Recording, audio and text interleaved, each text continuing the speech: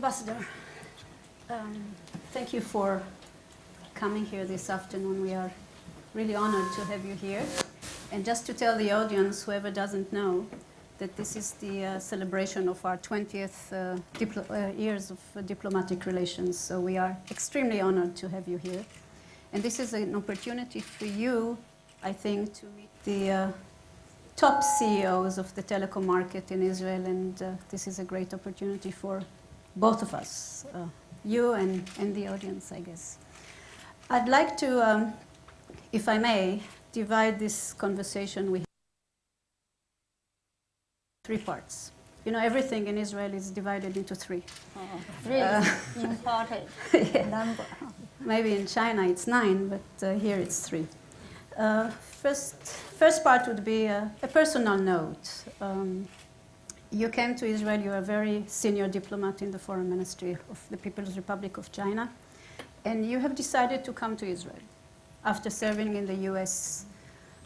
Could you tell us a little bit what were the reasons that you decided to come to Israel? What really ignited you to come and serve in Israel? Shalom. I'm learning some Hebrew, but I should say I'm not clever enough to learn Hebrew. Hebrew is really a difficult language to speak, though Chinese is difficult language to learn. I remember when I was in Washington, D.C., I did ask my American colleagues about the language training. They told me that to be a diplomat in the United States, there is no language requirements at all. When you join the Foreign Service, the State Department, will give you a certain period of time to learn a foreign language where you are supposed to serve. They told me that if you serve in some European countries, then they give you half to 1 year to learn German, to learn French, to learn Greek or something. Then if you decide to work in China, they give you 3 years to learn. So in accordance with American standards, I should say Chinese is difficult language to learn. But I don't know what's the American standards, how long they will give to their diplomats to learn Hebrew. I don't know. But I'll ask if I have the opportunity in the future. Your question is some question beyond my imagination. Frankly speaking, as a diplomat, just like soldiers in the government, in the army, you have almost no choice to decide where you go. I could not say that that's my choice to serve as an ambassador to the state of Israel. I just listen to my boss and work in Israel. But now, if you ask me whether, if I could give the choice, what should my decision? I can tell you, dear friends, that I would like to say the state of Israel. Thank you.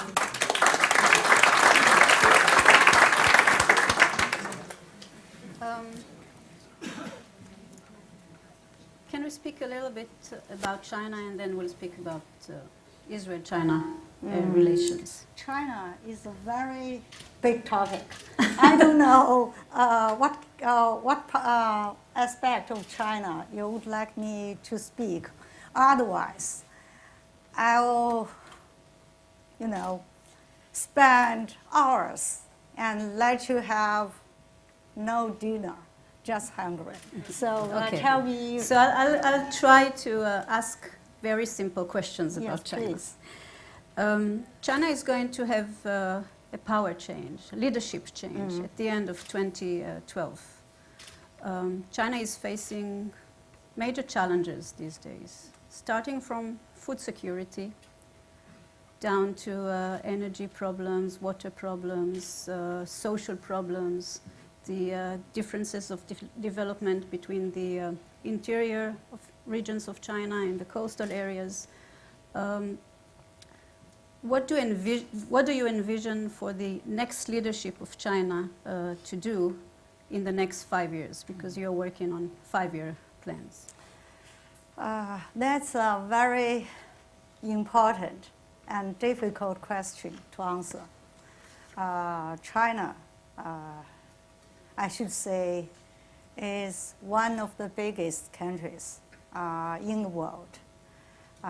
We have a population of 1.3 billion. And also, China is a developing country with a lot of, imbalance of development. That means we have all kinds of problems other countries may have. And also, we do have some unique problem China is facing now. Correctly speaking, China's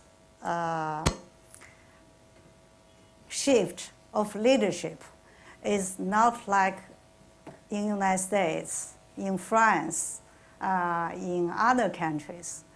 I should say the shift of leadership in China actually happened at late part of this year and also early part of next year, which means the leadership of the party will shift in the late part of this year, and the government will be early next year. Regarding to all kinds of economic issues, social issues of China, I should say that's true. In this world, in particular, under the situation of global financial crisis and European debt crisis, China, has been influenced, if not as greatly as in other parts of the world, but such kind of crisis do have a lot of impact on China's economy, on China's social development. My government is ready, like the state of Israel, to face all these challenges and have a better future for China. Following this last remarks that you mentioned, one of the major criticisms about China is that China is a future superpower, definitely so. But it's not willing at this stage to take upon itself global responsibilities, like tackling the economic crisis, for example, in the Eurozone. Or, if I may address the Middle East here, the Syrian case that is very much in the news today. How do you see China taking more global responsibilities in the next few years, becoming a superpower? Yes, China is, as I mentioned just now, is one of the biggest countries in the world. But I don't think China can be a superpower in the in a sense, a lot of people in this world understand. I can give you some statistics regarding to China. Just take the per capita GDP of China. China is just 1/10 of the GDP per capita in the state of Israel. So it's long way for China to become a superpower. At the same time, I should say that China is a country with more than 5,000 years history. And in Chinese culture and history, we have no intention to be the superpower in this world. We just want our people to live a peaceful, harmonious, and happy life. So that's why last year my government issued a white paper on peaceful development of China, which gave the world some general ideas about how China regard itself, regard to the world. Dear friends, if you have time, I would like to advise you to go to the website of my embassy. You will see the whole ideas about China's peaceful development. With that white paper, you will see a lot of statistics regarding to the basic elements of China. I should say in China, these days, we do have a lot of areas, coastal areas, which are well developed as New York City, as Tel Aviv, as Paris, but still, we do have certain areas, remote areas, rural areas. The people there still struggle for their survival. They are lack of clean water. They are lack of electricity.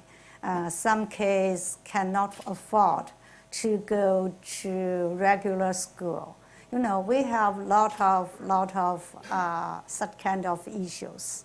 So that's why we do believe we still have long way to become developed countries like the state of Israel. Regarding to international responsibility, I would like to say that China, as permanent members of Security Council of United Nations, we take our international responsibilities seriously. Regarding to the issue of Syria, for us, the most important thing first is to stop the violence which violates human rights. Secondly, we would want to give the people of Syria to decide their future, including their leadership, including what kind of political or social system they would like to take. The third, we think peaceful dialogue is very important, not only for the country of Syria, but also for the stability of this region. Thank you. Let's move a little bit to talk about Israel-China relations. Please, that's the topic I That's like the most. topic, right. Okay. Can we speak a little bit about the similarities of the Jewish tradition and the Confucian tradition? Mm-hmm. What is there in the Confucian tradition that you find very similar to what the Jewish tradition is after being here for a few months now? Mm. What is the most important thing that you cultivate in your families, in your societies, etc.?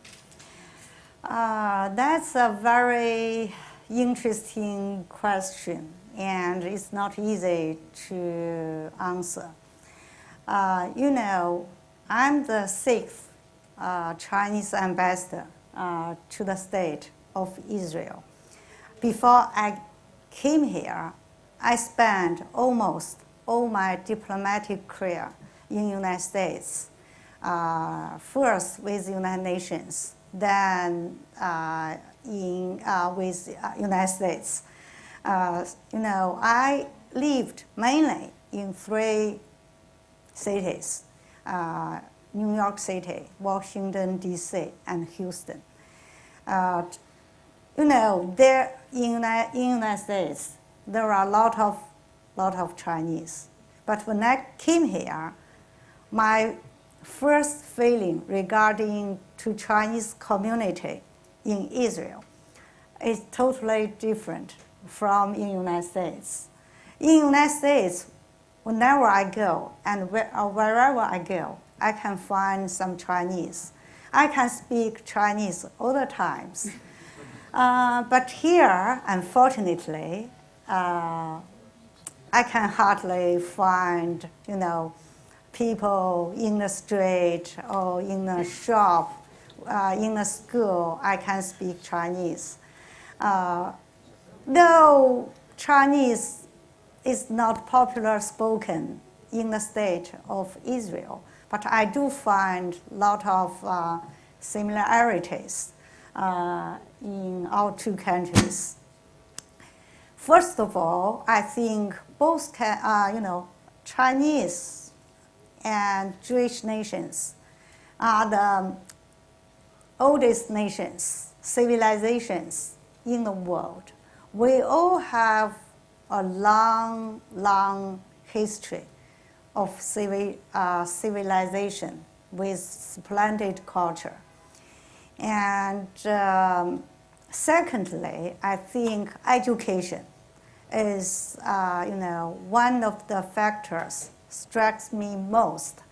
You know, in China, parents make every effort for their kids, you know, including go to very good schools, universities, and help their kids in every possible way. And the mothers serve as, you know, the first teacher in the life of their kids. And I find here the Jewish people, the Israelis, also attach great importance to education. And thirdly, I think we all have very high sensitivity about the value of family value. We, you know, in China, the family members stay together, remain very close during their whole life, which are quite different from Americans. For Americans, when they come to the age about 16 or 18, you know, they leave their parents and live independent life. You know, only at Christmas they come back and collect the gifts from their parents. And I believe for Chinese and Israelis, we value very highly about the importance of family. And also we have, you know, if you give me time, I think I can number a lot of similarities. By the way, I do believe the Jewish food and Chinese food have a lot of similarities. I'll tell you why. You know, the food, you know, the Jewish food and Chinese food are all very healthy and very tasteful. At the same time, the price is reasonable.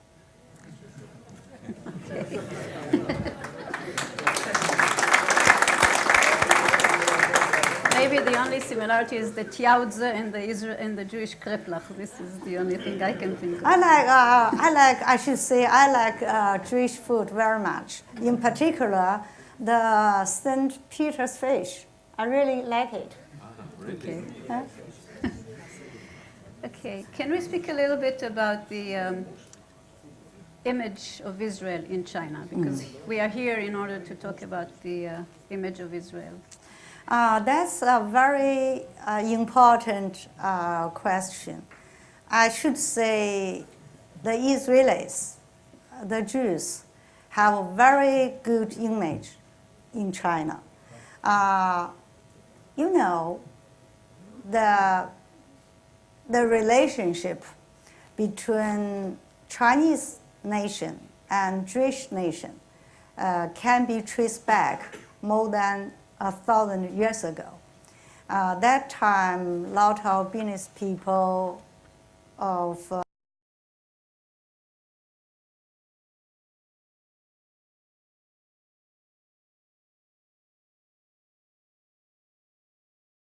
China as an official in the Song Dynasty.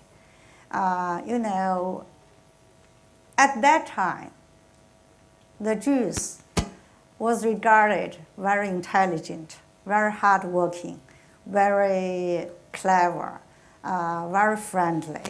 You know, you can use a lot of very good words for the image of Jews, you know, that time. These days, I do believe you have even a better image in China. A lot of Chinese people are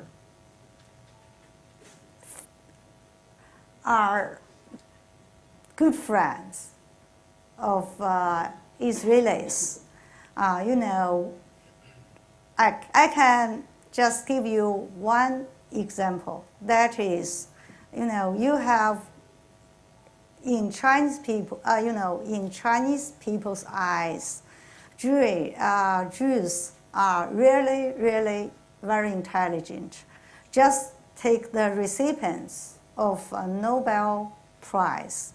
You know, till now, we haven't, I mean, the Chinese citizen haven't received any Nobel Prize. But in the state of Israel, you have 10 recipients, if I count correctly, with such a small population of your country.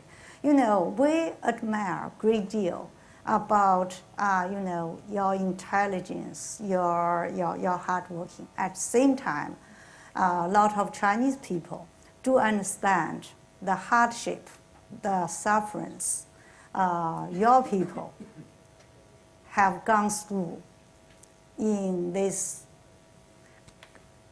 couple of years of history. So that's why, you know, during the Second World War, the Chinese Consul General in Vienna issued a couple of thousands of visas to Jews in order to help them to escape from the Holocaust by Nazis. You know, that because they regarded the Jews as their friends.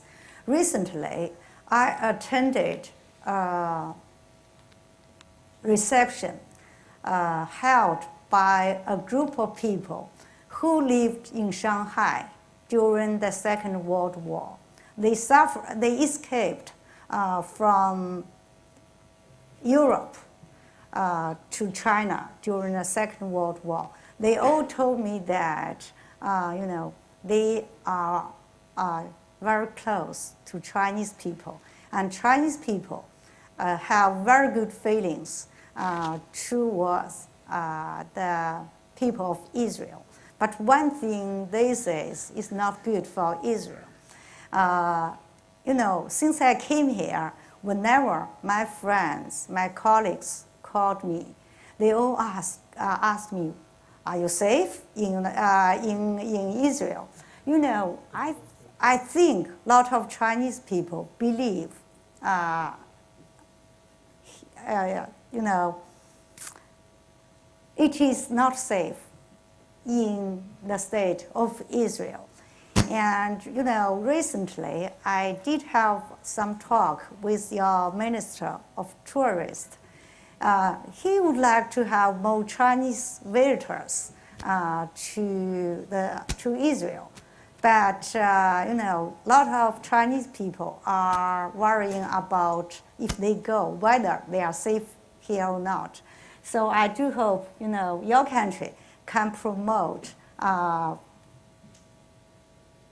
the understanding for Chinese people. Israel is a safe place and an interesting place to visit.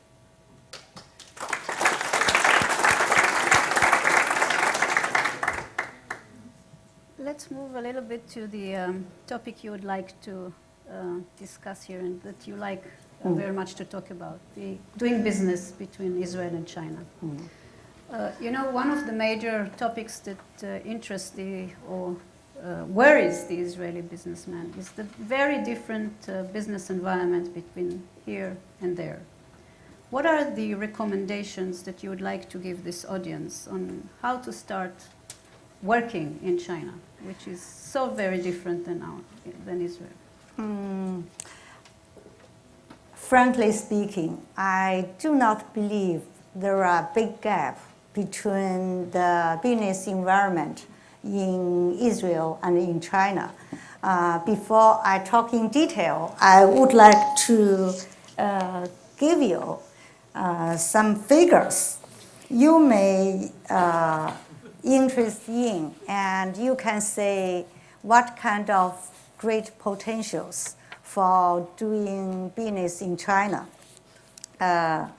I know today we have important CEOs and figures in telecommunication sector. You know, I did my homework and I would like to share with you. Last year, the main business revenue of telecom industry in China is 988 billion RMB, very close to 1 trillion. At the same time, you know, there are 1.27 billion phone users in China, including 999 million cell phone users in the country, which means 7 out of 10 people have cell phones. And there are also 490 million internet users. Right now in China, the telecom industry have 5 major companies like China Mobile, China Unicom, and China Telecom. All these telecom industries provide more than 1 million job opportunities. I tell you why I give you these figures. For the state of Israel, your most famous advantage is your high-tech and also innovative industries. And I believe China's most attractive advantages should be our huge market and also our rich human resources. So I do hope friends here today could understand you will find all kinds of opportunities in China with your high tech and your innovations. China will be your biggest market, and there is great demand for you to explore in China. And also, the labor cost in China is much, much cheaper than in Israel and in other parts of the world. Regarding to the to doing business in China, I would like to give you some advice. If you regard it, it is good. First of all, I do believe, we need real good products, which means these days the world is very competitive. If you could have the best products, you will have market in China. I can take one American company as an example. UPS, the United Parcel Service. During the global financial crisis, their business in the whole world, including in the United States, has gone down dramatically. The only market give their profits is in China. Their CEO told me that very clearly. Now they put more efforts in the market of China. So good products, including good service, is very good for doing business in China. Secondly, I do believe the price is a very important factor. Like I mentioned,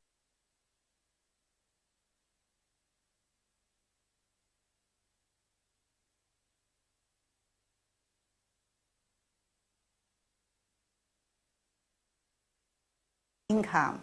So any product could find market in China should be in a better price, lower price and better quality.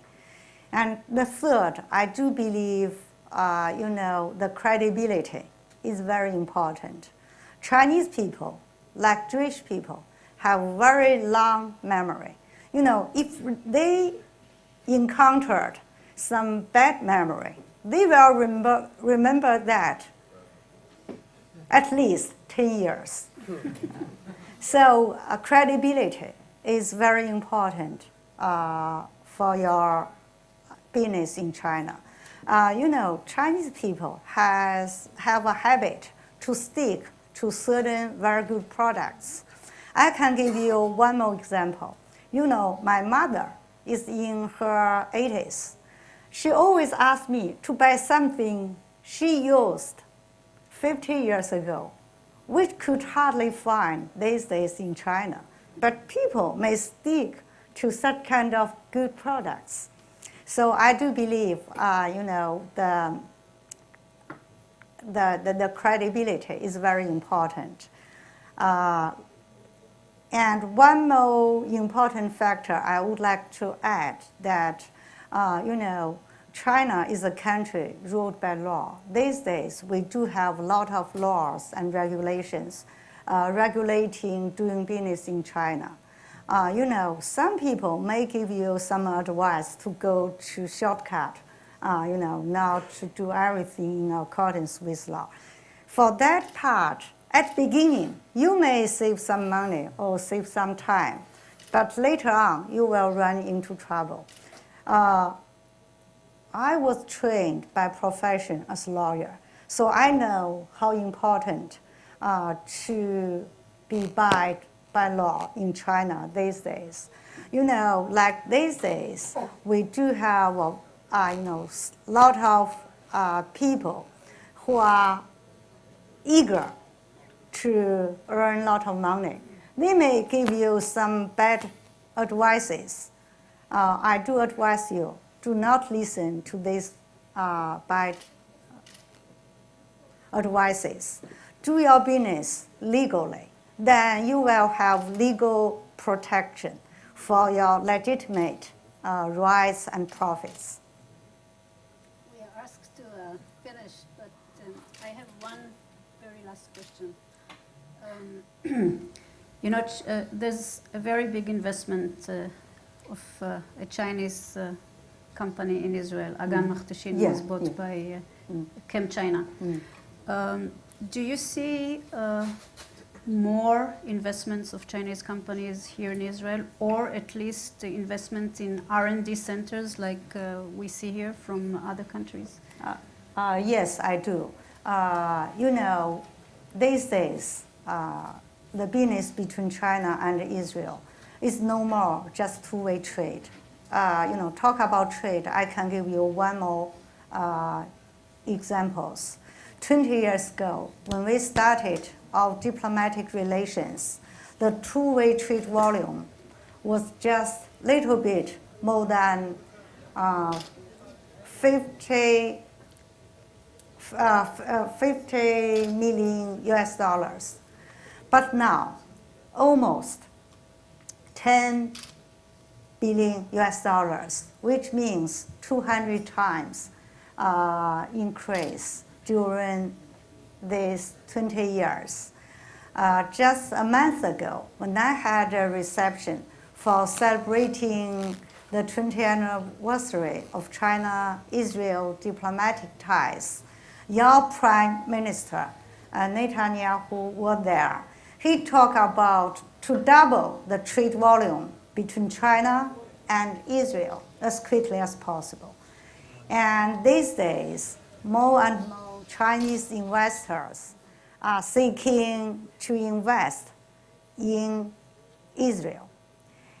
And I do believe there are a lot of opportunities for the state of Israel to attract more Chinese investors, more Chinese business people, more Chinese tourists, more Chinese students in your country.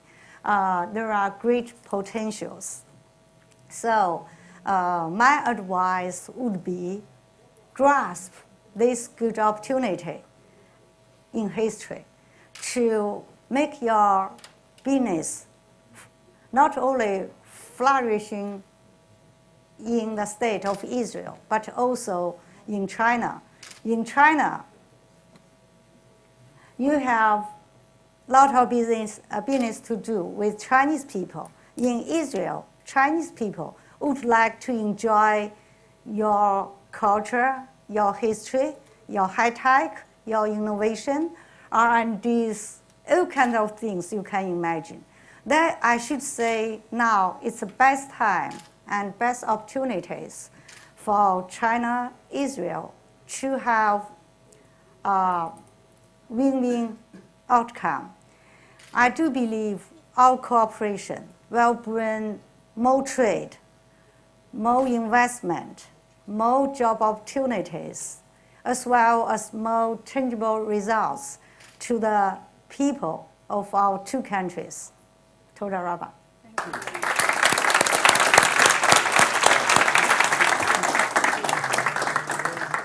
Happy Year of the Dragon. By the way, dear friends, let me make a last remark. This year is the Year of Dragon. In Chinese culture, Year of Dragon means a lot of good things. Like, this year should be auspicious, should be wealthy, should be lucky, should be happy. So I do believe this year can bring a lot of good things to the two peoples. And, if you have opportunity to do business in China or have the opportunity to have your Chinese partners in the state of Israel, you can have even greater and better future for your business.